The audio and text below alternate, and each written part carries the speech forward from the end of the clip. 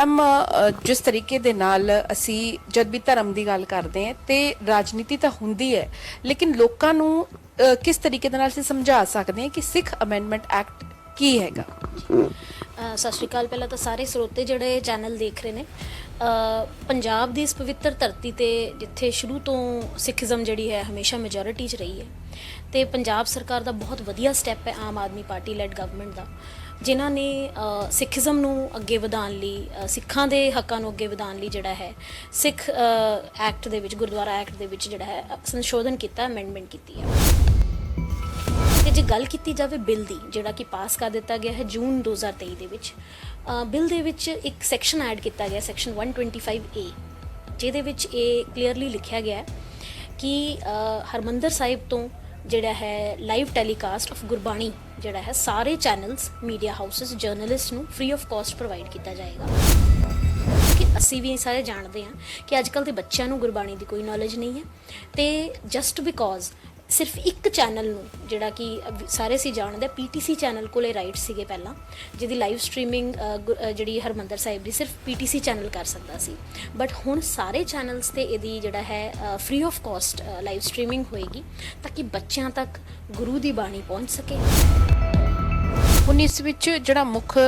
ਜਿਹੜਾ ਵਿਵਾਦ ਹੈ ਉਹ ਇਹ ਬਣ ਰਿਹਾ ਹੈ ਕਿ ਸਰਕਾਰ ਇੰਟਰਫੇਅਰ ਕਰ ਰਹੀ ਹੈ SGPC ਦੇ ਮਸਲਿਆਂ ਦੇ ਵਿੱਚ। ਇਹ ਮੁੱਦਾ ਜਿਹੜਾ ਸਭ ਤੋਂ ਜ਼ਿਆਦਾ ਬਣ ਰਿਹਾ। ਜੀ ਬਿਲਕੁਲ, ਇੰਟਰਫੇਰੈਂਸ ਦੀ ਜੇ ਗੱਲ ਕੀਤੀ ਜਾਏ, ਹੁਣ ਤਾਂ ਅਸੀਂ ਲੀਗਲ ਐਸਪੈਕਟ ਦੀ ਗੱਲ ਕਰ ਰਹੇ ਸੀ, ਜਿਵੇਂ ਤੁਸੀਂ ਕਹਿ ਰਹੇ ਹੋ ਕਿ ਇੱਕ ਮੋਟਾ ਮੁੱਦਾ ਹੈ ਉਹਨਾਂ ਦਾ ਹੈ ਕਿ ਇੰਟਰਫੇਅਰ ਕਰ ਰਹੀ ਹੈ, ਲੇਕਿਨ ਮੇਰਾ ਇਹ ਪਰਸਨਲ ਵਿਊ ਇਹ ਹੈ ਕਿ ਜਦੋਂ ਵੀ ਕੋਈ ਨਵੀਂ ਚੀਜ਼ ਆਉਂਦੀ ਹੈ, ਜਦੋਂ ਵੀ ਕੋਈ ਨਵੀਂ ਅਮੈਂਡਮੈਂਟ ਆਉਂਦੀ, ਡੈਫੀਨੇਟਲੀ ਹਰ ਕਿਸੇ ਨੂੰ ਆਪਣੀ ਪਾਵਰ ਦੇ ਵਿੱਚ ਜੇ ਕੋਈ ਹਿੰਡਰੈਂਸ ਆਵੇ ਤਾਂ ਲੱਗਦਾ ਕਿ ਇੰਟਰਫੇਰੈਂਸ ਹੋ ਰਹੀ ਹੈ। ਅਦਰਵਾਈਜ਼ ਪੰਜਾਬੀ ਲੈਂਗੁਏਜ ਨੂੰ ਅੱਗੇ ਲੈ ਕੇ ਆਉਣਾ, ਗੁਰਬਾਣੀ ਨੂੰ ਪ੍ਰਮੋਟ ਕਰਨਾ, ਬੱਚਿਆਂ ਨੂੰ ਗੁਰੂ ਦੀ ਸਿੱਖਿਆ ਦੇਣੀ, ਇਹ ਕੋਈ ਗਲਤ ਗੱਲ ਨਹੀਂ ਹੈ ਤੇ ਬਿੱਲ ਮੈਨੂੰ ਲੱਗਦਾ ਹੈ ਬਹੁਤ ਹੀ ਜਾਇਜ਼ ਹੈ। ਪਾਸ ਕਰ ਦਿੱਤਾ, ਲੇਕਿਨ ਗਵਰਨਰ ਦੇ ਕੋਲ ਜਾਂਦਾ ਹੈ, ਪਰ ਰਾਜਪਾਲ ਨੇ ਸਾਈਨ ਨਹੀਂ ਕੀਤਾ। ਮੁੱਖ ਮੰਤਰੀ ਨੂੰ ਚਿੱਠੀ ਲਿਖੀ ਹੈ ਜਿਸ ਵਿੱਚ ਉਹਨਾਂ ਨੇ ਕਿਹਾ ਕਿ ਜਿਹੜਾ ਤੁਸੀਂ ਸੈਸ਼ਨ ਬੁਲਾਇਆ ਸੀਗਾ ਉਹ ਵੀ ਅਨਕਨਸਟੀਟਿਊਸ਼ਨਲ ਸੀ ਤੇ ਇਹਨਾਂ ਬਿੱਲਾਂ ਵਾਸਤੇ ਮੈਂ ਜਿਹੜਾ ਹੈ ਅਟਾਰਨੀ ਜਨਰਲ ਤੋਂ ਸੁਝਾਅ ਲਵਾਂਗਾ। ਹੁਣ ਇਹ ਬਹੁਤ ਵਧੀਆ ਗੱਲ ਜਿਹੜੀ ਸਾਹਮਣੇ ਆਈ ਹੈ, ਉਹਦਾ ਅਗੇਨ ਅਸੀਂ ਵਕੀਲ ਹਾਂ ਤਾਂ ਅਸੀਂ ਉਹਦਾ ਦੂਸਰਾ ਐਂਗਲ ਹੀ ਦੇਖਾਂਗੇ। ਜਦ ਵੀ ਆਪਾਂ ਕਿਸੇ ਚੀਜ਼ ਨੂੰ ਚੈਲੰਜ ਕਰਨਾ ਹੁੰਦਾ, ਖਾਸ ਕਰਕੇ ਪੰਜਾਬ ਦੀ ਧਰਤੀ 'ਤੇ ਜਿੱਥੇ ਲੈਂਗੁਏਜ ਜਾਂ ਸਿੱਖੀਜ਼ਮ ਪ੍ਰੋਮੀਨੈਂਟ ਹੈ, ਉੱਥੇ ਹੁਣ ਟੀਚਿੰਗਸ ਨੂੰ ਤਾਂ ਅਸੀਂ ਚੈਲੰਜ ਕਰ ਨਹੀਂ ਸਕਦੇ। ਸੋ ਆਲਵੇਜ਼ ਬੈਸਟ ਤਰੀਕਾ ਕਿਸੇ ਚੀਜ਼ ਨੂੰ ਚੈਲੰਜ ਕਰਨ ਦਾ ਕੀ ਹੈ, ਪ੍ਰੋਸੀਜਰ ਨੂੰ ਚੈਲੰਜ ਕਰਨਾ। ਲੇਕਿਨ ਮੈਨੂੰ ਇੱਦਾਂ ਲੱਗਦਾ ਹੈ ਕਿ ਇਹ ਗੁਰਦੁਆਰਾ ਮੈਨੇਜਮੈਂਟ ਤੋਂ ਜ਼ਿਆਦਾ ਜਿਹੜਾ ਹੈ ਪੋਲੀਟੀਕਲ ਐਂਗਲ ਜ਼ਿਆਦਾ ਲੈ ਗਿਆ। ਤਾਂ SGPC ਸ਼ੁਰੂ ਤੋਂ ਹੀ ਵੀ ਆਲ ਨੂੰ ਜਿਹੜਾ ਹੈ ਪੋਲੀਟੀਕਲੀ ਗਵਰਨਡ ਰਹਿੰਦੀ ਹੈ।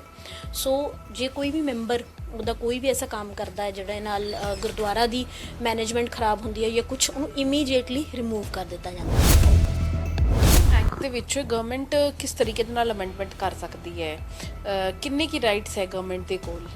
ਦੇਖੋ, ਹਮੇਸ਼ਾ ਜਦ ਵੀ ਬਿੱਲ ਸਟਾਰਟ ਹੁੰਦਾ ਹੈ ਤਾਂ it has to be either a private member bill, ਠੀਕ ਹੈ ਜੀ, ਔਰ ਬੈਕਡ ਬਾਏ ਗਵਰਨਮੈਂਟ। ਸੋ ਜਿਹੜਾ ਬਿੱਲ ਇਹ ਆਇਆ ਹੈ, ਇਹਦੇ ਵਿੱਚ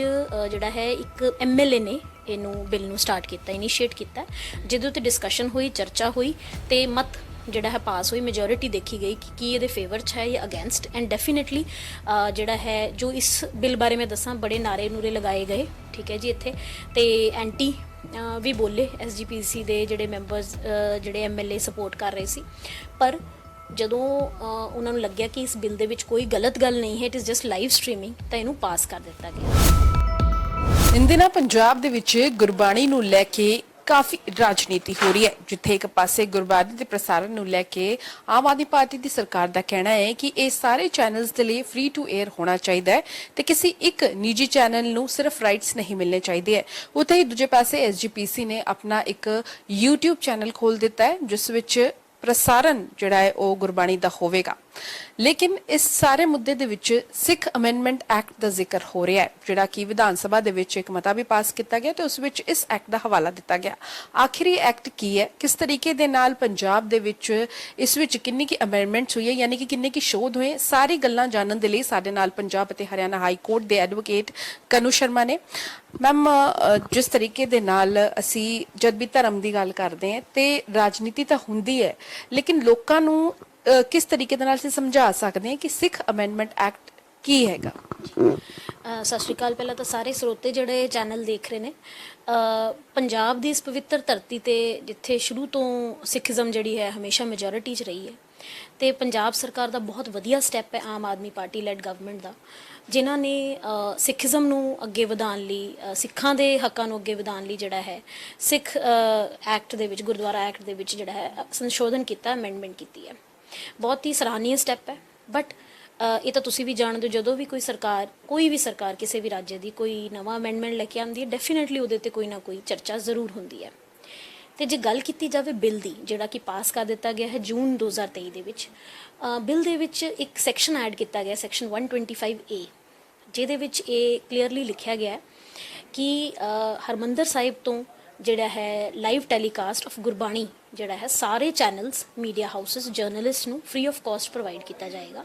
ਜਿਹਦੇ ਕਰਕੇ live streaming of Gurbani direct from Harmandar Sahib ਜਿਹੜਾ ਦਿਖਾਈ ਜਾਏਗੀ। ਫਿਰ ਗੱਲ ਕੀਤੀ ਗਈ ਹੈ ਜਿਹੜਾ ਹੈ ਕਿ ਇਹਦਾ ਰੀਜ਼ਨ, ਮੇਨ ਆਬਜੈਕਟਿਵ ਕੀ ਹੈ ਇਸ ਸੈਕਸ਼ਨ ਦਾ, ਉਹਨੂੰ ਥੋੜਾ ਜਿਹਾ ਐਕਸਪਲੇਨ ਕੀਤਾ ਗਿਆ, ਕਹਿੰਦੇ ਹੋਏ ਕਿ ਉਹ ਚਾਹੁੰਦੇ ਆ ਕਿ ਟੀਚਿੰਗਸ ਜਿਹੜੀਆਂ ਨੇ, ਜਿਹੜੀ ਕਿ ਸਿੱਖਿਆ ਸਾਨੂੰ ਮਿਲਦੀ ਹੈ ਗੁਰਬਾਣੀ ਤੋਂ, ਗੁਰੂਆਂ ਦੀ ਜਿਹੜੀ ਬਾਣੀ ਹੈ ਜਿਹਨੂੰ ਆਪਾਂ ਕਹਿੰਦੇ ਆ,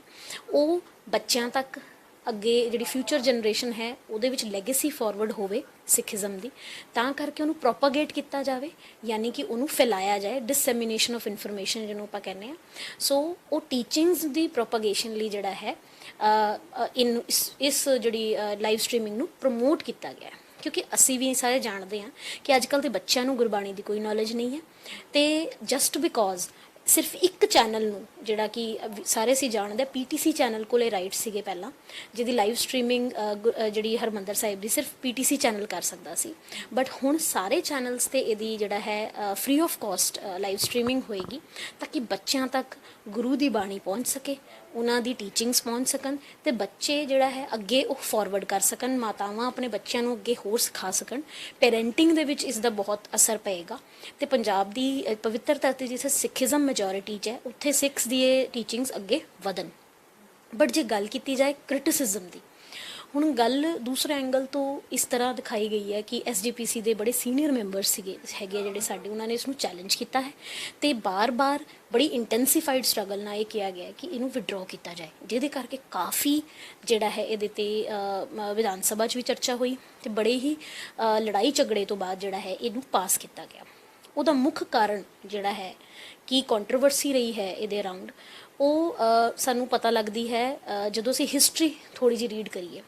ਸ਼ਾਇਦ ਸਾਡੇ ਸਰੋਤਿਆਂ ਨੂੰ ਵੀ ਨਹੀਂ ਪਤਾ ਹੋਏਗਾ ਕਿ ਜਿਹੜੀ ਸਾਡਾ ਸਿੱਖ ਗੁਰਦੁਆਰਾ ਐਕਟ ਹੈ, ਉਹਦੀ ਅਮੈਂਡਮੈਂਟ ਅਚਾਨਕ ਨਹੀਂ ਕੀਤੀ ਜਾ ਸਕਦੀ। ਉਹਦੇ ਲਈ ਇੱਕ ਪ੍ਰੋਸੀਜਰ ਦਿੱਤਾ ਗਿਆ ਹੈ ਕਿ 2/3 ਮੈਂਬਰਸ ਆਫ SGPC ਜਿਹੜੇ ਨੇ, ਸਿੱਖ ਗੁਰਦੁਆਰਾ ਪ੍ਰਬੰਧਕ ਕਮੇਟੀ, ਉਹਨਾਂ ਦੀ ਮਤ ਤੋਂ ਬਿਨਾਂ, ਉਹਨਾਂ ਦੀ ਮੈਜੋਰਿਟੀ ਡਿਸੀਜਨ ਤੋਂ ਬਿਨਾਂ ਇਹਦੇ ਵਿੱਚ ਕੋਈ ਵੀ ਅਮੈਂਡਮੈਂਟ ਨਹੀਂ ਹੋ ਸਕਦੀ। ਫਿਰ ਵੀ ਉਸ ਤੋਂ ਇਲਾਵਾ ਇੱਕ ਮੈਂਬਰ ਨੇ ਇੱਕ ਬਿੱਲ ਤੋਰਿਆ regarding live streaming of Harmandar Sahib, ਤੇ ਉਸ ਤੋਂ ਬਾਅਦ ਜਿਹੜਾ ਹੈ ਇਸ ਬਿੱਲ ਨੂੰ ਪਾਸ ਕਰ ਦਿੱਤਾ ਗਿਆ ਵਿਦਆਊਟ ਟੇਕਿੰਗ ਐਨੀ ਪਰਮਿਸ਼ਨ ਔਰ taking majority decision of SGPC, ਜਿਹਦੇ ਕਰਕੇ ਇਹ ਰੌਲਾ ਪਿਆ। ਫਿਰ ਗੱਲ ਕੀਤੀ ਜਾਏ ਕਿ ਇਹ ਸਭ 2/3 ਮੈਂਬਰਸ ਦੀ ਗੱਲ ਕਿਉਂ ਚੱਕੀ ਗਈ, ਕਿਉਂਕਿ ਉਹਨਾਂ ਨੇ ਹਿਸਟਰੀ ਦੇ ਵਿੱਚ ਇੱਕ ਜਿਹੜਾ ਪੰਡਿਤ ਜਵਾਹਰ ਲਾਲ ਨਹਿਰੂ ਜੀ ਜਿਹੜੇ ਸਾਡੇ ਪ੍ਰਧਾਨ ਮੰਤਰੀ ਰਹੇ ਨੇ, ਉਹਨਾਂ ਨੇ ਪੰਜਾਬ ਰੀਆਰਗਨਾਈਜੇਸ਼ਨ ਐਕਟ ਦੇ ਵਿੱਚ ਬਹੁਤ ਪਹਿਲਾਂ ਜਿਹੜਾ ਪੈਕਟ ਕੀਤਾ ਸੀ SGPC ਨਾਲ ਕਿ ਜਦੋਂ ਵੀ ਇਹਦੇ ਵਿੱਚ ਅਮੈਂਡਮੈਂਟ ਹੋਏਗੀ ਤਾਂ SGPC ਨੂੰ ਕੰਸੀਡਰ ਕੀਤਾ ਜਾਏਗਾ,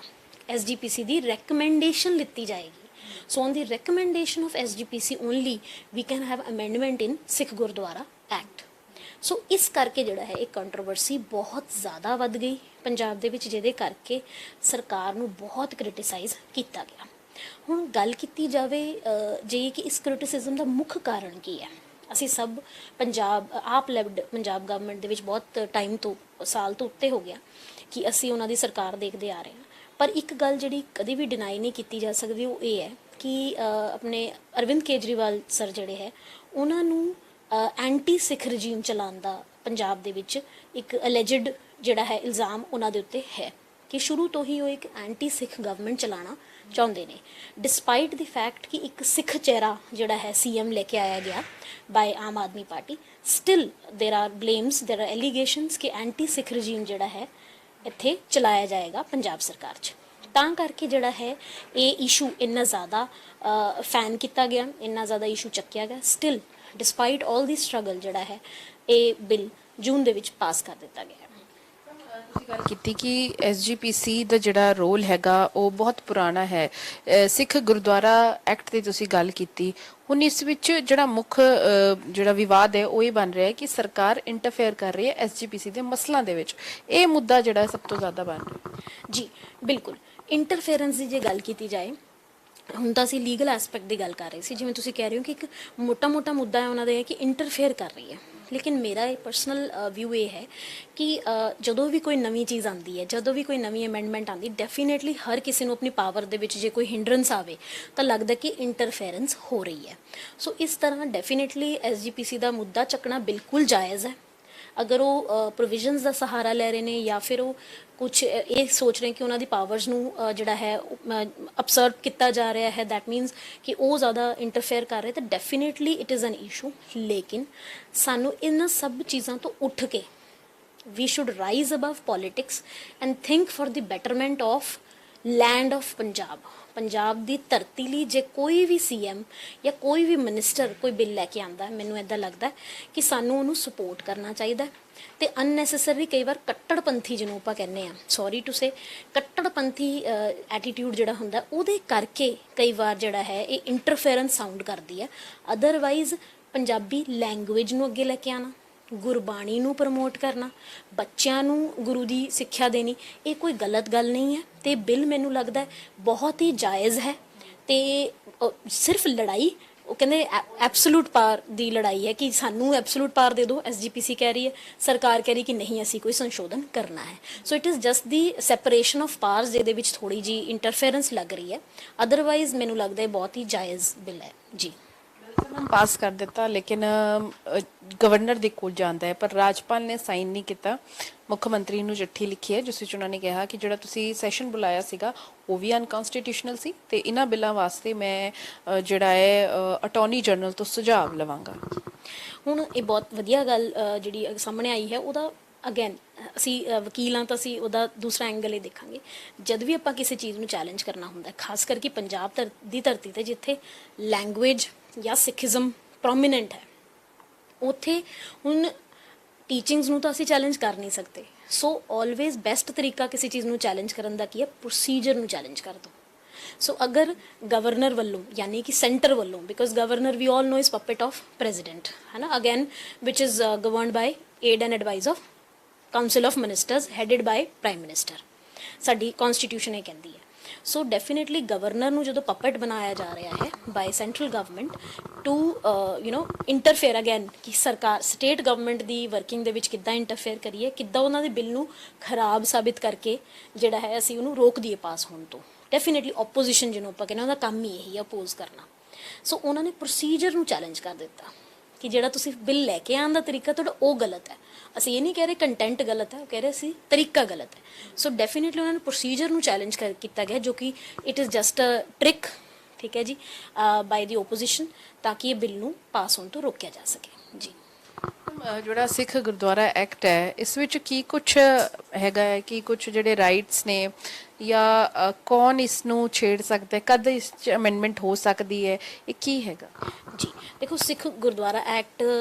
ਅਲੋਂਗ ਵਿਦ ਐਸਜੀਪੀਸੀ ਦੇਖੋ ਇੱਕ ਕਮੇਟੀ ਬਣਾਈ ਗਈ ਹੈ ਥਰੂ ਸਿੱਖ ਗੁਰਦੁਆਰਾ ਐਕਟ ਜਿਹਦੇ ਵਿੱਚ ਗੁਰਦੁਆਰਾਜ਼ ਆਫ ਪੰਜਾਬ ਜਿਹੜੇ ਹੈ ਉਹਦੇ ਵਿੱਚ ਕਿਹੜੇ ਮੈਂਬਰ ਅਪਾਇੰਟ ਹੋਣਗੇ ਕਦੋਂ ਰਿਮੂਵ ਹੋਣਗੇ ਗੁਰਦੁਆਰਾ ਦੇ ਵਿੱਚ ਉਹਨਾਂ ਦੀ ਅਰਨਿੰਗ ਜਿਹਨੂੰ ਕਹਿੰਦੇ ਰੈਵਨਿਊ ਕਿੱਦਾਂ ਕਲੈਕਟ ਹੋਏਗਾ ਰੈਵਨਿਊ ਨੂੰ ਸਪੈਂਡ ਕਿਵੇਂ ਕਰਨਾ ਕੌਣ ਉਸ ਰੈਵਨਿਊ ਦਾ ਧਿਆਨ ਰੱਖੇਗਾ ਇਹ ਸਾਰੀ ਚੀਜ਼ਾਂ ਜਿਹੜੀਆਂ ਹੈ ਉਹ ਸਿੱਖ ਗੁਰਦੁਆਰਾ ਐਕਟ ਦੁਆਰਾ ਜਿਹੜਾ ਹੈ ਗਵਰਨ ਕੀਤੀਆਂ ਗਈਆਂ ਠੀਕ ਹੈ ਜੀ ਉਹਦਾ ਕਾਰਨ ਮੁੱਖ ਕਾਰਨ ਇਹ ਸੀਗਾ ਕਿ ਗੁਰਦੁਆਰਾ ਦੀ ਵਰਕਿੰਗ ਜੋ ਹੈ gurdwaras of the state of Punjab ਦੀ ਜਿਹੜੀ ਵਰਕਿੰਗ ਹੈ ਉਹਨੂੰ ਅਸੀਂ ਸਟਰੀਮਲਾਈਨ ਕਰਕੇ ਇੱਕ ਕੰਪਰੀਹੈਂਸਿਵਲੀ ਇੱਕ ਐਕਟ ਬਣਾ ਦਈਏ ਜਿਹਦੇ ਵਿੱਚ ਲਿਖਿਆ ਵੀ ਇਹਨੂੰ ਤੁਸੀਂ ਅਪਾਇੰਟ ਕਰ ਸਕਦੇ ਹੋ, ਇਸ ਮੈਂਬਰ ਨੂੰ ਤੁਸੀਂ ਰਿਮੂਵ ਕਰ ਸਕਦੇ ਹੋ। ਲੇਕਿਨ ਮੈਨੂੰ ਇਦਾਂ ਲੱਗਦਾ ਹੈ ਕਿ ਇਹ ਗੁਰਦੁਆਰਾ ਮੈਨੇਜਮੈਂਟ ਤੋਂ ਜ਼ਿਆਦਾ ਜਿਹੜਾ ਹੈ ਪੋਲੀਟੀਕਲ ਐਂਗਲ ਜ਼ਿਆਦਾ ਲੈ ਗਿਆ। ਤਾਂ ਐਸਜੀਪੀਸੀ ਸ਼ੁਰੂ ਤੋਂ ਹੀ ਵੀ ਆਲ ਨੂੰ ਜਿਹੜਾ ਹੈ ਪੋਲੀਟੀਕਲੀ ਗਵਰਨਡ ਰਹਿੰਦੀ ਹੈ। ਸੋ ਜੇ ਕੋਈ ਵੀ ਮੈਂਬਰ ਉਹਦਾ ਕੋਈ ਵੀ ਐਸਾ ਕੰਮ ਕਰਦਾ ਹੈ ਜਿਹੜਾ ਨਾਲ ਗੁਰਦੁਆਰਾ ਦੀ ਮੈਨੇਜਮੈਂਟ ਖਰਾਬ ਹੁੰਦੀ ਹੈ ਜਾਂ ਕੁਝ, ਉਹਨੂੰ ਇਮੀਡੀਏਟਲੀ ਰਿਮੂਵ ਕਰ ਦਿੱਤਾ ਜਾਂਦਾ ਹੈ। ਬਟ ਉੱਥੇ ਕਹਿ ਲਓ ਕਰਪਸ਼ਨ ਬਹੁਤ ਜ਼ਿਆਦਾ ਹੈ, ਇਨਫਲੂਐਂਸ਼ੀਅਲ ਲੋਕਾਂ ਦਾ ਬੜਾ ਬੋਲਬਾਲਾ, ਜਿਹਦੇ ਕਰਕੇ ਮੈਂਬਰ ਹੀ ਉਹਨਾਂ ਨੂੰ ਬਣਾਇਆ ਜਾਂਦਾ ਜਿਹੜੇ ਕਿ ਥੋੜ੍ਹੇ ਜਿਹੇ ਪੋਲੀਟੀਕਲੀ ਉਹ ਹੋਣ। ਮੈਂ ਜੇ ਐਗਜ਼ਾਮਪਲ ਦੇਣਾ ਚਾਹੂੰਗੀ, ਸਾਡੀ ਬਾਰ ਕਾਉਂਸਲ ਜਿਵੇਂ ਹੈਗੀ ਹੈ, ਉੱਥੇ ਵੀ ਜਿਹੜੇ ਥੋੜ੍ਹੇ ਪੋਲੀਟੀਕਲੀ ਇਨਫਲੂਐਂਸ਼ੀਅਲ ਲੋਕ ਨੇ ਉਹੀ ਅਪਾਇੰਟ ਹੁੰਦੇ ਆ generally. although we have a act, although bar council is governed by bar council of India etc etc, ਲੇਕਿਨ ਸਿਰਫ ਇਨਫਲੂਐਂਸ਼ੀਅਲ ਲੋਕ ਜਿਨ੍ਹਾਂ ਦੀ ਥੋੜ੍ਹੀ ਬਹੁਤ ਜਾਣ ਪਛਾਣ ਹੈ ਜਾਂ ਸਿਫਾਰਿਸ਼ ਹੈ ਜਿਹਨੂੰ ਆਪਾਂ ਕਹਿੰਦੇ ਹਾਂ, ਉਹੀ ਅਪਾਇੰਟ ਹੁੰਦੇ ਆ। ਉਸੀ ਤਰ੍ਹਾਂ ਸਾਡੇ ਐਸਜੀਪੀਸੀ ਦੇ ਵਿੱਚ ਵੀ ਪੋਲੀਟੀਕਲ ਐਂਗਲ ਜਿਹੜਾ ਹੈ ਉਹ ਜ਼ਿਆਦਾ ਦਿੱਤਾ ਗਿਆ ਜੀ। ਐਕਟ ਦੇ ਵਿੱਚ ਗਵਰਨਮੈਂਟ ਕਿਸ ਤਰੀਕੇ ਦੇ ਨਾਲ ਅਮੈਂਡਮੈਂਟ ਕਰ ਸਕਦੀ ਹੈ, ਕਿੰਨੇ ਕੀ ਰਾਈਟਸ ਹੈ ਗਵਰਨਮੈਂਟ ਦੇ ਕੋਲ? ਦੇਖੋ, ਹਮੇਸ਼ਾ ਜਦ ਵੀ ਬਿੱਲ ਸਟਾਰਟ ਹੁੰਦਾ ਹੈ ਤਾਂ it has to be either a private member bill, ਠੀਕ ਹੈ ਜੀ, ਔਰ ਬੈਕਡ ਬਾਏ ਗਵਰਨਮੈਂਟ। ਸੋ ਜਿਹੜਾ ਬਿੱਲ ਇਹ ਆਇਆ ਹੈ ਇਹਦੇ ਵਿੱਚ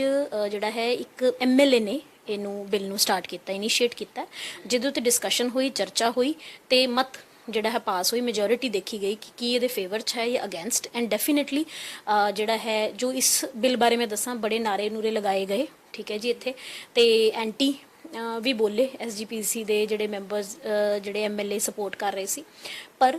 ਜਦੋਂ ਉਹਨਾਂ ਨੂੰ ਲੱਗਿਆ ਕਿ ਇਸ ਬਿੱਲ ਦੇ ਵਿੱਚ ਕੋਈ ਗਲਤ ਗੱਲ ਨਹੀਂ ਹੈ, it is just live streaming, ਤਾਂ ਇਹਨੂੰ ਪਾਸ ਕਰ ਦਿੱਤਾ ਗਿਆ। ਲੇਕਿਨ ਜਿਹੜੇ ਐਂਟੀ ਇਹਦੇ ਬੋਲਦੇ ਨੇ ਉਹ ਇਹ ਕਹਿੰਦੇ ਕਿ ਸਿੱਖ ਗੁਰਦੁਆਰਾ ਦੇ ਵਿੱਚ ਇੱਦਾਂ ਪਾਸ ਨਹੀਂ ਕੀਤਾ ਜਾ ਸਕਦਾ, it has to be with the recommendation of SGPC which has to be passed by 2/3 members